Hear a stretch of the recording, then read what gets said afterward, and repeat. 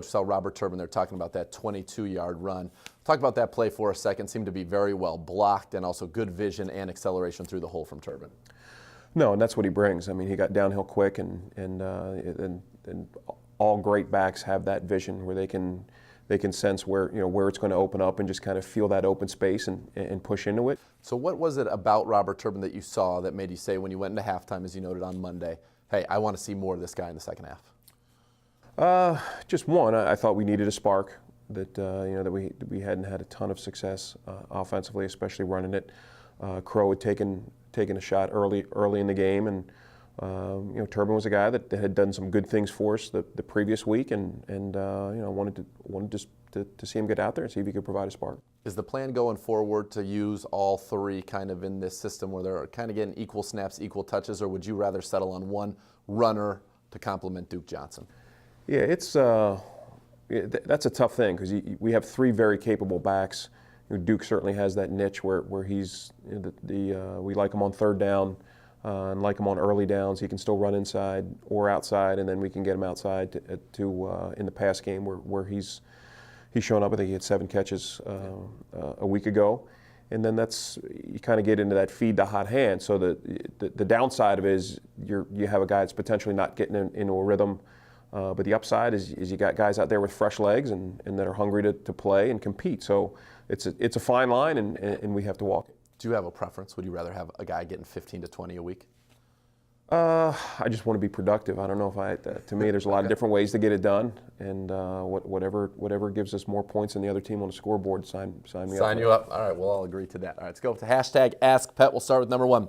With the possibility of rain on Sunday, do you do anything different in the practice week to prepare for maybe those adverse conditions?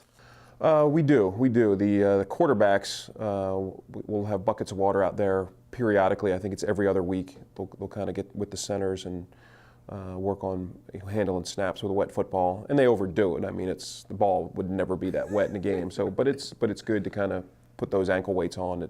All right, our second one comes about the World Series. Do you have a pick in the World Series this year? Do I have a pick? Royals and Mets. So I'm a little torn because I'm a lifelong Phillies fan. So it's like in my DNA to hate the Mets. Absolutely. So that's tough for me, but it's also makes me a National League guy. So I'm torn there. And I don't know. I got some guys on the staff. Brian Angelico is a huge Mets fan. He's living and dying with every pitch. And Chris Tabor is a huge Royals fan. He's been wearing the hoodie, the playoff hoodie. Every chance. I don't think he's watched it yet, but every chance he gets. So I love playoff baseball. So that's one of the reasons. Anytime you get into these, the one-game playoffs and the division series and the chain, I could have zero interest in either team all year. I just love the pressure of playoff baseball. So it's something that I enjoy watching, and hopefully, if you base just on last night, it's going to be a heck of a series. Yeah, absolutely. Every pitch counts. That's when baseball gets very, very good. All right, finally, on game day, how do you determine the range for your kicker to try field goal attempts? Because I know you had talked about 2 weeks ago in Cleveland, it was you wanted to get to the 30. And then in warm-ups in St. Louis, it looks like he was comfortably making them from 55 to 58. Sure. That is a large function of how warm-ups go, and then I rely heavily on Chris Tabor.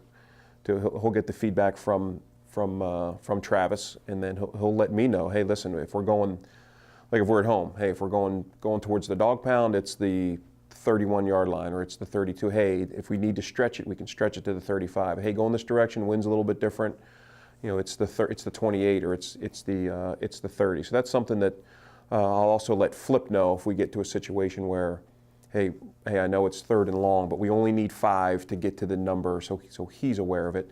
So that's information that flows very freely during the games. And well, so far he has not missed on the year, and hopefully that will continue this week against the Arizona Cardinals. And speaking of Travis Coons, he will join us next when we return on the Mike Pettine Coaches Show, driven by Liberty Ford. Coach, good luck this weekend. Great, thank you.